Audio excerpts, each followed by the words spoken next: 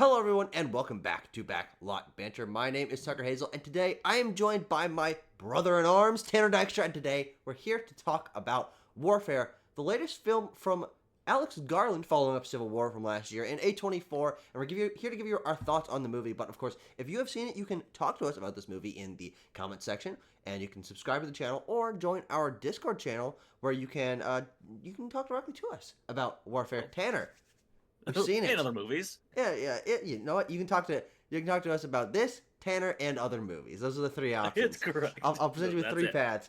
That's it. Tanner, we have seen Warfare. You sat down, you Right. watched it. How you feeling about this film? Ooh, Tucker, I am. My thoughts on Warfare are a bit complicated, I guess.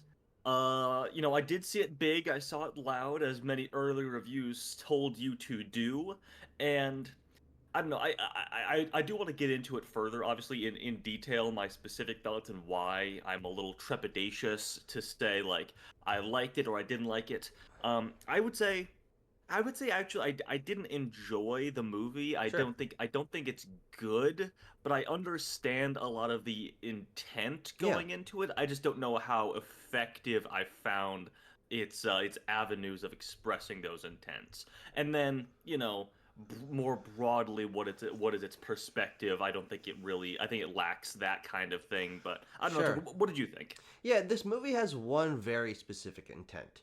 Is ostensibly a recreation of one scene or like one sequence. This is a Hmm. 90-minute film that is all in one place and takes place almost entirely in real time. And I find Yeah. that interesting and on a cinematic level. As someone who watches a lot of movies, this isn't something we get. And it does deliver on that promise. This is a very Hmm. on the ground, very in the faces of the characters, about the sort of emotional and fear the emotional damage and fear that comes from you're not gonna chew on my cord again. Nope. Uh-huh. That comes from being just there in a serious war situation. And it Yep, yep. definitely does nail that. But for me, as someone that goes to my films for a little bit more perspective and a little bit more, I think, thematic power and character writing, this movie doesn't Hmm. really attempt to have those. And I think that is fine for its intent. But for me as a film goer, it felt repetitive. It felt a little bit aimless, and that's just because it has kind of a different goal than other movies that we see have. Yeah, I mean, it as you said, it accomplishes its goal of being effectively a real-time war simulation. It is obviously Yeah, very hectic. A lot of the dialogue is, of course, like military jargon. There is not a lot of gussying up or stylization of the combat or scenarios shown in the film. yeah, It gets a little bit into that in spoilers for Warfare, people. I don't really yeah, know. What do you want me to say? It does get a little bit into that in that initial like IED moment, when we're doing like the fog of war, the ear yeah, yeah, ringing yeah. stuff. But like even that, you can feel like okay, this is like it's a translation of what that is like. It's Yeah. just it Hmm. just happens to be something that is in a lot of war movies, Of that kind of course. thing. Yes. And really watching this, I think the separations between this, adapted from the memories of the real guys who served in Iraq, versus things like, Hurt Locker or Black Hawk Down, Zero Dark 30, that Hmm. kind of thing, the differences are pretty minimal and in the minutia more than a Oh, okay. grand scale Sure. thing. Because like I look at the combat in this, I look at that, I look at how it's displayed, and I look at similar sequences in the more celebrated, more popular war movies of years past, and I'm like, really, what are the differences? I think they are small, larger than grand scale. But I don't know, Tucker, do you feel the same, or do you think that this movie really does something special with its depiction of war? Um, I think the difference is in how grueling this film is because it's not literally one take, but in terms of Hmm. one long extended time sequence, this isn't Yeah. something other than I don't know, I guess 1917, right? That's another war movie that takes place Hmm. kind of like in Well, one. I don't know if you've seen this movie, but Black Hawk Down is also Oh, kind of I have not that. seen it. No. Yeah, exactly. So it's also a much longer movie. That movie's Gotcha. like near 2.5 hours because it Sure. has all your standard setup and then just hell on earth for like the back Yeah. hour or Hmm. whatever. Okay, well, and honestly, that sounds, for my sensibility, like it would appeal to me a little bit stronger. Hmm. Because while I do, again, respect the intent that this movie was going for, I'm also not the biggest war movie guy. And so Sure. Yeah. seeing that sort of thing simulated isn't something that immediately appeals to me. It's usually when, again, on a character or thematic level, a war movie introduces something uh, engaging for me that when I see these characters that I'm interested in or a scenario that I understand like politically or thematically, then I'm Hmm. watching it and I'm able to sort of analyze it from like a I don't know, I'm a second like a greater socio Of course. Yeah. I mean, socio-political or like yeah. personal emotional level that then grounds me further in the stakes of the sequence, where this is very believable in terms of the way the characters interact with one another, in terms of the ways they Sure. react to Yeah. things, but Yeah. I don't know a lot about them. And frankly, as someone who was young when this war was going on and hasn't Hmm. done a ton of research into the politics of this time, the movie doesn't offer a ton within its own bounds to ground you in further in the lives or politics of this time. It is really just Yeah. presented as, here is a sequence. Here is something that these men went through on this day. And again, I respect Hmm. that, but I felt like I was lacking a little bit deeper connection or context to make it take that step above. Yeah, and I don't want to be dismissive, obviously, but ultimately, when like you have somebody like Alex Garland approaching this, who has made rich, thematically intellectual Yeah. films in the past, you are looking for something like that, even something approaching a bit of like hands-off, almost like journalistic thing. It's something we talked about last year with Civil War, Sure. basically, or 2 years ago, 2 years ago, No, last last year, year. 1 year ago. Yeah. Last year, you're right. Mm-hmm. Yeah, with Civil War, like even that has a little bit of perspective in its supposed objectivity, I guess.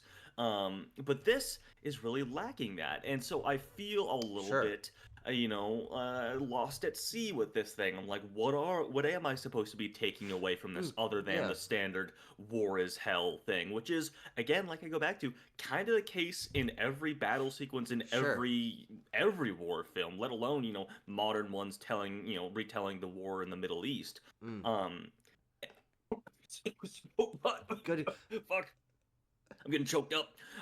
Thinking about American war crimes. But no, like that stuff. In like there obviously is chatter online about like, oh, this movie is propaganda, American propaganda, this or Yeah. that, and there's a level of truth to that, of course, in making this movie, in making any war movie, I should say, Yeah. especially one set in a modern era. You have to get approval from the U.S. government to use, their equipment or uniforms or things like that. Like there has to be a certain level of approval from the government for that. So on that Yeah. level, it is true for a lot of things. But then but a lot of filmmakers are able to impart something a little deeper. And I don't think Garland or Mendoza are really Yeah. trying to do that outside of like, these guys went through some really tough shit for 90 minutes, you Yeah, know? absolutely. That's how I felt about the movie. As I was trying Hmm. to think about if there was some sort of deeper thematic intention to why they chose this sequence, why they chose this situation these people were in. It's not really a choice of like what characters to include or whatever, because it's very much supposed to mimic an actual group of people that Hmm. were there from their memories. Um, and I agree. I come down on the side of and again I respect this and I find it interesting, but I don't think I find it personally compelling. Is that it is very much this is just what happened to these people. It is Hmm. we're not particularly concerned with the political, ethical, or moral elements of the warfare or war that they are particularly engaged in. We are not Hmm. particularly concerned with the lives that led them to this place or the politics that led them to come here. And yeah, and so I don't know if I feel like it is particularly propagandistic. It Sure. doesn't necessarily present the things that they're doing as heroic. It doesn't necessarily present the things that they're doing is again in this specific sequence as bad or good or anything. It's just this group of people that are here for a reason that you can research on the internet if you would like to, or if you Hmm. know a little bit about history, are here and they are asked to do this particular thing, which is kind of unclear as I want to get to, by presumably their superiors, and this Mhm. is what they went through trying to get that to happen. But I want to drill on the fact that this movie is so military jargony, and it is Yep. so you need to be in the know to really understand what they're going through, what they're Talking talking about. Yeah. about. That I didn't even know what their goal was. I think again, Tucker, that is something that is left intentionally vague. I think to your point, and this is Yeah. why I say at the beginning, like I can understand in a roundabout sense, like what's trying to happen here, what's trying to be imparted, is that it doesn't that ultimately like those things don't matter, or like the specific identities of these guys don't matter, at least in the view of the filmmakers. And I just don't know how personally effective or I found that. Yeah, you're right, there is no, we get text on screen at the beginning. These are U.S. Navy SEALs here to basically do some sort of mission setup or reconnaissance for a Marine unit that Yes. will come in at a later point. Mm-hmm. To do what, we don't know. They're sort of keeping surveillance on a building across the street, looking for, Yeah. activity in the area, Mm-hmm. combatant activity in the area. That's basically it. That's Mm-hmm. all the setup you get before, shit hits the Yeah. fan, and we're doing like urban warfare Mm-hmm. basically. For the rest of the movie, The rest of which the movie. is another interesting thing about this movie is again minimal setup, and to some degree also minimal payoff. This is very much a this is a second act movie where for Hmm. 90 minutes you get the part where tensions are high and they're leaning on one another and discussing like changes in internal hierarchies of power and Yeah, yeah. commanding officer situations and stuff. And I think that to me on a thematic or character level is the most interesting part of the movie is the Hmm. way in which the traumas of this situation and the physical damage that some of them end up taking cause different people to be pushed into different positions of leadership. Because Sure. we have not talked about our cast in this movie yet. Of course. Includes a pretty hot up and coming It's cast it's of kind of the main draw of the film, I would say. yeah, yeah, which is interesting because this movie is not. It's not about its performances. I would say, in No. a not in an insulting way. It's not. It's not about the Oscar-worthy like zooming in on the faces or Yeah, we're not character narrative getting moments. we're not doing like Jeremy Um, Renner nominated for best actor out of this thing no, or no, whatever. No, it's very much an ensemble where there is yeah, no clear lead. yeah. Um, Even the actors that aren't the ones whose names are fake, as I immediately recognize, they're very much mhm, all played for the similar levels of mhm. importance in the script or screenplay. Yeah, I mean, I was taken aback by, like the credits at the end of the movie. DeFaro Woon-A-Tai is Yeah. first billed, Hmm. because he is portraying the director of the film, Ray Mendoza. Oh, okay. Didn't realize that. We're talking about the display of memories. That's kind of, that's why he was put into the, or taking on that role with that co-director role with Alex Garland. Yeah. And that's when and then after that you get the names like your Will Poulters, or your Joseph Quinns, et Yep. cetera, et cetera. Kit And then Harrington. like No, not Kit Harrington. What's the other guy? Kit Connor. Kit Connor. Yeah, yeah. He's Yeah, not. yeah. That's a different guy. Um, And also Charles Charles Melton. Melton. Yeah, yeah. And I think we're forgetting And one. then, well, there's one big name that I'm surprised. Noah Centineo is in the movie. Oh You yeah. see Who him. is he? Uh, there's a lot of guys like this. They also do this thing in the end credits where they like cast photo, actor photo, and then set right against the photo of the actual soldier that they Yeah. were portraying. Some of them, a majority of them, in fact, have their faces blurred for Yeah. anonymity. And you look at the cast photo, it's like, did we see that guy? Are we sure that I Yeah. saw? Am Hmm. I sure that I saw that guy? Because some of them are like behind the scenes photos, which just which Almost all of them are. communicates to Yeah. me that Hmm. like which communicates to me that like, oh, we never got like a clear shot of this guy's face, and he's Oh, like good point. fifth build or Yeah, yeah, whatever yeah. That's interesting. in the movie, so we have to use a behind the scenes photo. Yeah. Um, but again, to the point of the shifting tides of command. That is something Hmm. that I found interesting, and again, So yeah. difficult for me to specifically follow because I'm not versed in military jargon, lingo, and the Hmm. ways in which a command structure operates. But there's this interesting moment in which Will Poulter's character is so shaken by the Yeah. situation, he Yeah. feels that he's failed his his group. I know there's a military term for it. I can't come up. Uh-huh, I'm uh-huh. tired. Okay. And he says you're gonna have to handle this, and he kind of hands the reins to Charles Melton, Charles Melton. and I'm Yeah. like, and then Charles Melton has to kind of step up and deliver a bunch of orders and say, okay, we're gonna do this on the left, we're gonna do this on the right, and then I think that sort of yeah, again, the division of command and then the ways in which each of the other characters around that sort of respond to it, I think is decently compelling. It does, again, for my sensibilities, make me a little bit more disappointed that I don't know these characters a little bit more deeply, so that when Charles Melton is given a little bit more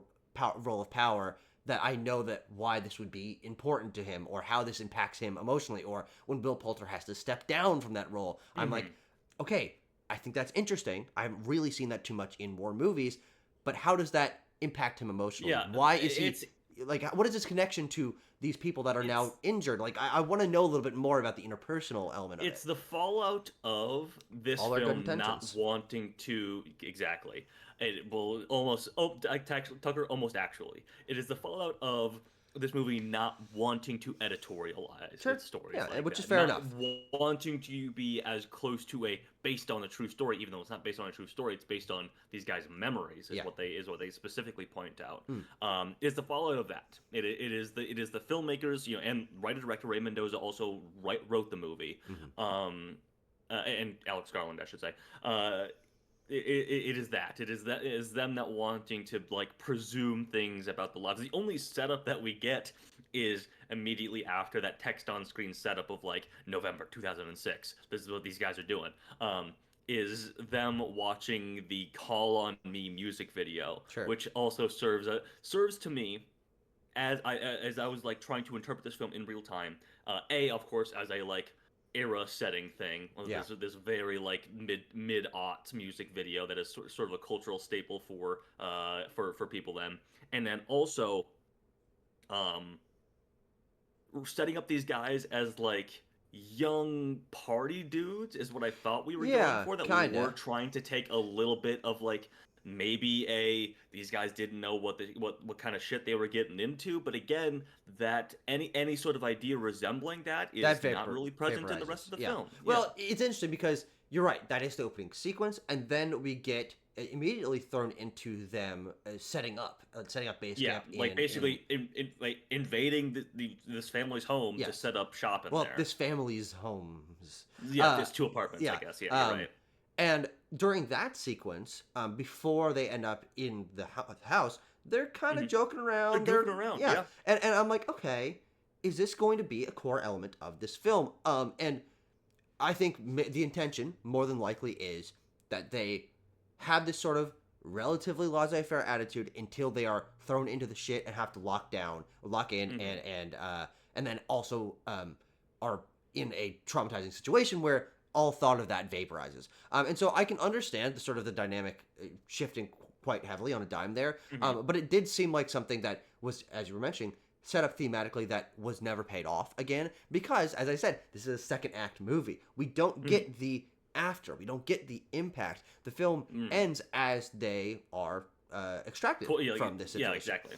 Which is, again, is interesting. But it leaves me as a viewer, I think, unsatisfied because I'm left asking so many questions, not only about the setup or the pre-movie and post-movie elements of these character situation, but also about the internal parts because I don't have the other sides to sort of reinform the internal parts. Yeah. The last thing I want to mention, and then we could probably talk about like the actual the action, the fighting of the film, because that is also something that it sort of makes its bones on. As I mentioned a number of times, this film, sort of identifies itself as being based on these guys' memories, and the most fascinating / confusing part of the movie for me is the last like actual minute of movie, basically. Okay. Which is when, after they get carted off in the Abrams tanks, you see all these guys that were shooting at them sort of like wander back out into the street. Yeah, the last shot. And then you see, I guess, yeah, actually before that you see the family that was in this house with them the whole time, through that being, bombed and shot at and everything, sort of walk out and be like, okay, they're gone, it's fine, they're gone. And I was like, well, what is this? Because the American soldiers are no longer present. Hmm. This is not based on their memories. So Oh, this is sure. like the first time Mm. that we're breaking out of that setup, That's that a we're great point. breaking out of the film's core identity. And I'm like, well, what's the point of this? And then the movie ends. Yeah. Before I really got to get my bearings of that. And to me, again, it signals. I don't know. Does it signal uh yeah, obviously the chaos that these people are put through, but like again, we don't get any setup or context for these things to humanize them at all, really. Yeah. Like, Yeah. I don't know, it's just like I said, it is a confusing way to end the movie for me. And Sure. then you get the behind the scenes footage of the real Elliot visiting the set, and Ray Yeah. Mendoza directing and everything like that, and the side by side photos, and that's all the guys being happy and giving thumbs up and everything like that. I was like, I don't know, this feels You're really right. jarring to It, juxtapose these. it's totally unsettling. Yeah. And you're right that the last part being ostensibly the aftermath and the impact that this had on the people that were living in Iraq after they Hmm. left. Not only the families, but the soldiers who then have to reset. They have to figure out what their Hmm. next step is. We get, you're right, like 30 seconds of that, and it is interesting. And I I do won't think deny that that. the movie, again, it's not a very big part of its goal to show the lives of the Iraqi people that are also there. I mean, also Hmm. involved. That family is given two or three very fleeting moments of interaction in Yeah. which they are Yeah. terrified by the invasion and pushing back against the fact that they have to be kept in this one room and all of that. But the fact that they include this one last part at the end, again, it's kind of a reframing thing in a negative way for me. I'm like, well, if you could have done this the whole time, why didn't you? Why wasn't this Mm. a hour 40, hour 50 long movie that also included a little bit more texture on the wider population of Iraq at the time, or learn a little bit more about this family, so then you can create a little bit better, a more interesting emotional connection and tension between the soldiers and this family that's living there. And so Hmm. I there's again, it's a lot of setups, but things that aren't really. It's funny that like the last thing is almost a setup, right? The last Yeah. shot is almost like, now I want to learn more. I want to And know like what you mean by this, but there's not really an answer. any any point or perspective that this film has that is remotely interesting to me is made in the periphery. It is made even like the Iraqi soldiers who are serving with them, who are Yeah. sort of who are like the Or interpreters, guys that, are that like speak the native language. I don't know if they're exactly. actually like natively Well, Iraqi. I think they Tucker, might be American, but Tucker, if you watch Guy Ritchie's The Covenant, I think it answers that question. And if I may add, maybe. does that better? Sure. Does this messaging, or less does this lesson about these guys who were recruited by the U.S. military from Uh-huh. their home country Mm. and like served alongside American soldiers, and as this movie points out, which is that is kind of interesting, but also again pushed to the absolute edges of the movie in terms of focus, like. These guys are the ones that are sent out first for fucking everything. They are on their own downstairs holding down the Yeah. fort, and when they need to get Elliot out to the Abrams at the like the halfway point in the movie or whatever, they're like, "No, you guys go out first. Like Interesting. Yeah. that's your guys' job." I was like, "Okay, like I guess that is like an interesting thing, but it is displayed more as a matter of fact rather than something that is Yeah. being explored or dissected by the filmmakers." Totally. Which is kind of my issue with the entire film. Yeah. Yeah. And again, that is very much the issue that I have uh with the jargon and the set and the Hmm. goals of the characters and stuff. Is it's taken as understood. And of course, again, it is understood by these characters that are involved, and so I understand when you're trying to make a movie from their perspective, why the movie isn't concerned with exploring that or fleshing it out for a wider audience a bit deeper. But yeah, Hmm. it definitely made it a watch that was, I felt a little bit distanced from me, and that Yeah. again, that's kind of the opposite of what I think maybe the movie was intending to make me feel is, I think the intention is to make me feel very much in the shoes of these soldiers, very much in the mindset of fear and frustration Hmm. and camaraderie. And it does that to an extent, but again, I still do feel a little bit distanced from it because the movie doesn't extend any olive branch to an audience member who isn't already immersed in In the this know, culture. sure, Yeah. I get you. Yeah. The other thing like that, like I just mentioned, is the focus on like recovering the or making sure that you pick up all your stuff, that you pick up all your equipment, Oh, and make interesting. sure Yeah. like that, like these guys like run out in the middle of the street during a firefight to like grab a sledgehammer or whatever. Again, something that Just is so they just don't like, leave it oh yeah, behind, right? I guess so. Yeah, like they like it can't be used by the enemy combatants or whatever. I guess. They have But again, hammers in something that Iraq. fair point. I agree. Hard to argue that point. But no, something that is presented as a matter of fact. It was like, oh, are we trying to make some sort of point about how it was a war of like resources that was being poured in by the military-industrial complex or whatever? The film has no interest in this. The film does not explore this at all. And perhaps a better film would. I don't really know. But it's also not in this film's purview. So should I say Yeah. that this film should do that or not? I don't know. Tucker, I didn't find the action that interesting. That's kind of my point on that. Sure. Is that it's presented without a lot of flair. It is presented in you know fits and spurts also as well. Like Yeah. there are moments of high intensity, and then there are also just moments of like waiting with bated breath. For things to happen, for a tank to show up, or the fighter jet to fly by again, That's a which big chunk of this movie is yeah. what happens in not only the downtime between between moments of high intensity, but like literally a lot of the elements that um, a lot of the like plot elements of this movie that are like pushing things Hmm. forward are doing a request to another group Yep. of like get here and save us, send us a tank, send in Hmm. a strike of some kind, and then they have to, and again, another element that I found kind of interesting is like just wait there and then like count down, like like they all know Yep. like this is incoming. How do we prepare Yeah. for that? How do we make sure that we're ready when this happens? And then the other element that is I think it's interesting we haven't talked about it yet Mm. is the on the ground in the moment trying to save people's lives. Sure. There are Yeah. two heavily wounded soldiers in this movie, and Hmm. that's I think the strongest element of the film Okay. is Yeah. watching these two guys, one of which is Joseph Quinn, be very severely injured, and there's lots Hmm. of graphic damage to these Yeah, guys' there is. legs. They got some mangled legs. And Tucker, I have to shout out the other guy, Elliot, is my boy Cosmo Jarvis. Shout out Oh, Cosmo sure. Jarvis, from Shogun, and just a couple weeks ago when I watched The Alternites, he's also in Oh, that. okay.